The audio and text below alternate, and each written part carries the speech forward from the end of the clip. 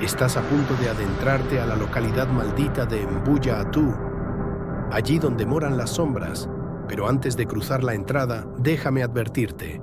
Las cosas no son lo que aparentan. Los monstruos existen, y tus pesadillas, escondidas en lo más recóndito de tu subconsciente, podrían ser reales. Trata de pasar inadvertido, porque a los habitantes de esta ciudad no les gustan los forasteros.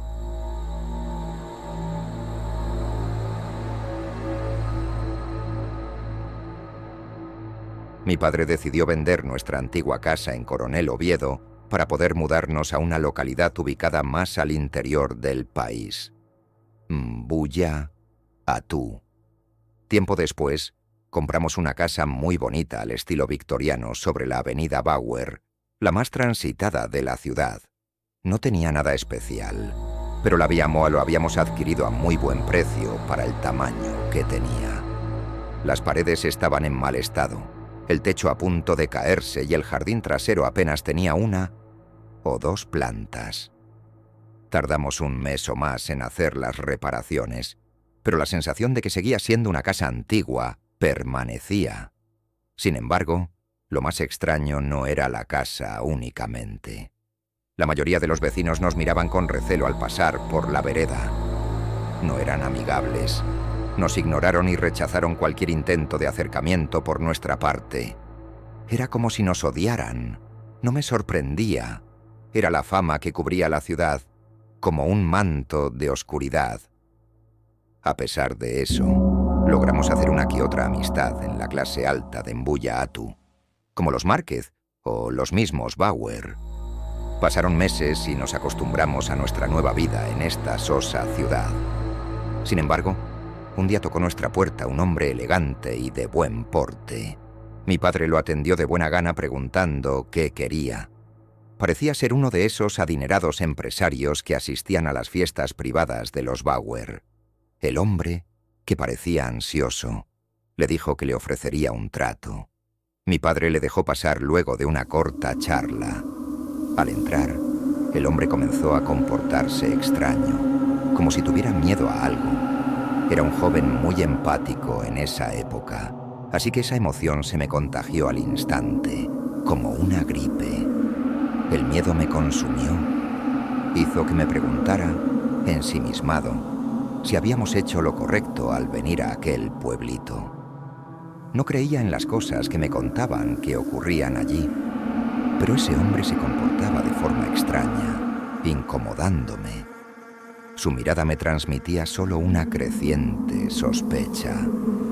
El hombre fue directo al grano. Nos ofreció una gran suma de dinero si le dábamos lo que se encontraba en el sótano de aquella casa. Estaba escondida en las paredes y sería difícil de encontrar. Se trataba de una caja antigua de metal, quizás oxidada.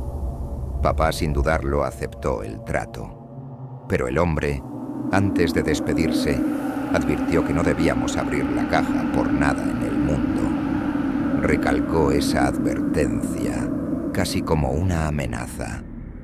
Nos la pasamos toda la semana buscando la caja. El hombre había dicho que vendría en cualquier momento.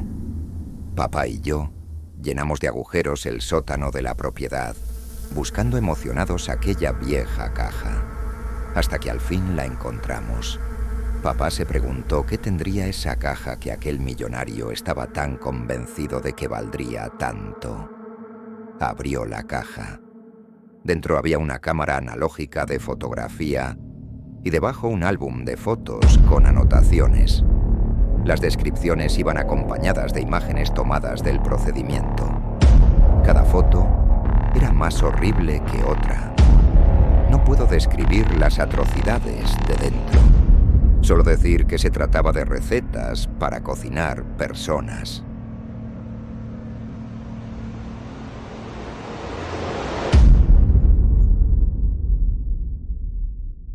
Cuando era pequeño, iba y venía solo de la escuela, porque la escuela Ñanduti quedaba a unas cuadras de la casa de mis padres.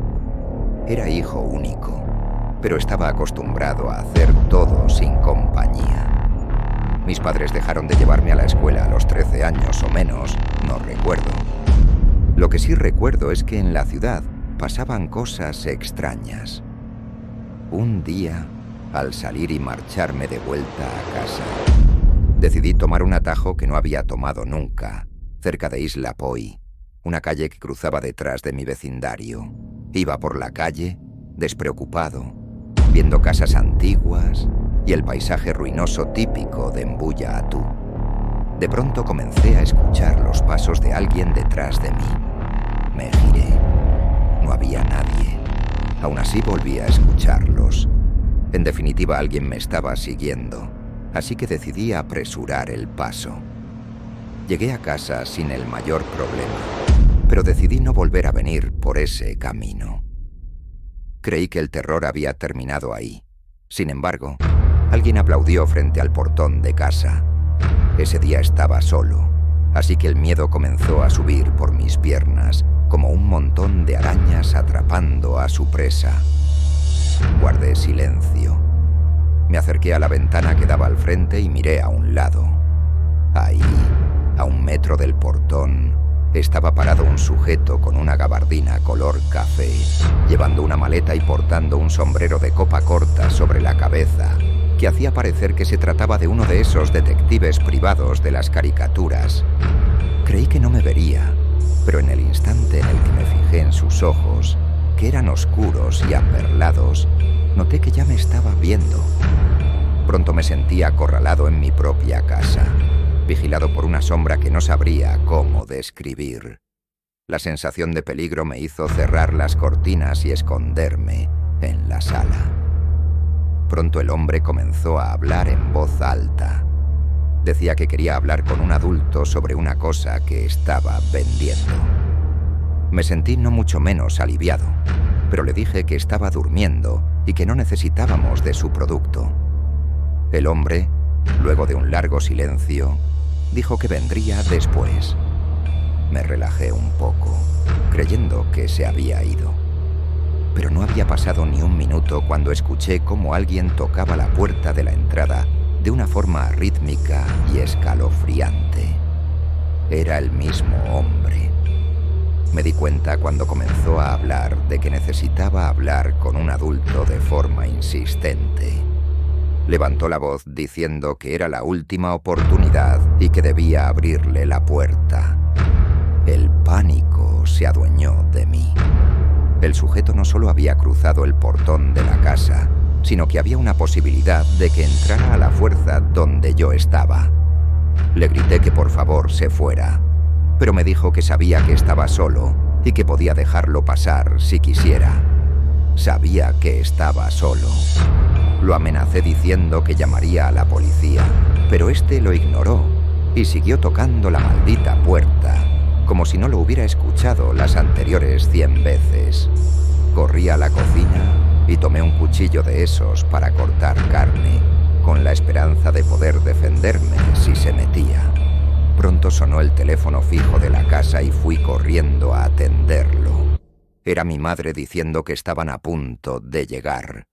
Cuando llegaron, no había nadie frente a la casa. Les conté lo ocurrido a mis padres y ellos decidieron que lo mejor sería poner rejas a las ventanas y comprar un perro. A la semana siguiente me enteré que había salido en el periódico Ibiti que alguien se había metido a la casa de un vecino de la localidad y secuestrado a 2 niños. Desde entonces, no he vuelto a ir solo a la escuela.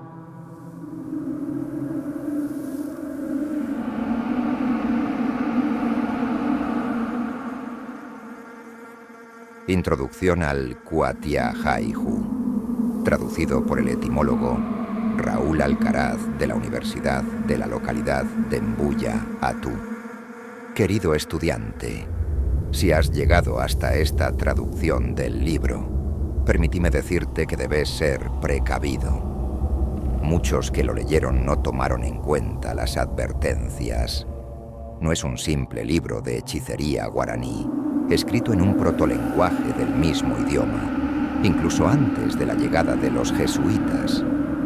Este libro revela secretos que solo pasaban de boca en boca a través de los jefes de las tribus indígenas, que se reservaban estos secretos por obvias razones. No creo que sea necesario repetir todo lo que ya se ha dicho de lo que se esconde dentro de estas páginas y conllevan tras su meticulosa lectura. Solo queda decir que está bajo criterio del propio receptor continuar ahondando en ellas. También cabe recalcar que esta no es más que una vaga traducción hecha por mí y que no contiene el mismo nivel de misticismo que la copia original, escrita en el proto-guaraní por un ancestro de una de las familias fundadoras de Mbuya Atú, cuyo seudónimo es lo único que sabemos y debemos saber: Ruguasú. El Kwatia Haihu está dividido en 3 episodios.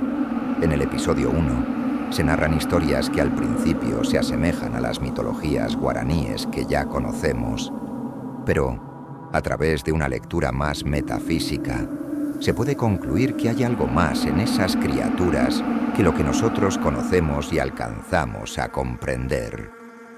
En el episodio 2, Ruguasú recopila, a modo de diario, lo que ha ido aprendiendo de sus visitas a lugares sagrados de los guaraníes, y anotas todo lo que los jefes de las tribus le han enseñado sobre la hechicería. En el episodio 3, por otro lado, él describe rigurosamente conjuros, invocaciones y técnicas oscuras de la propia hechicería.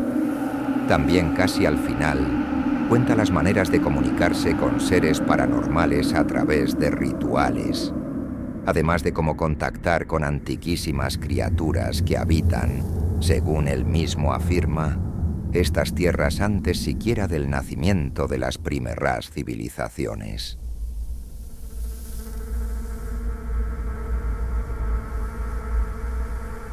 Esto es todo por hoy, escuchas. Esta ciudad guarda muchos secretos, así que espera a que se vayan revelando solas. Buenas noches.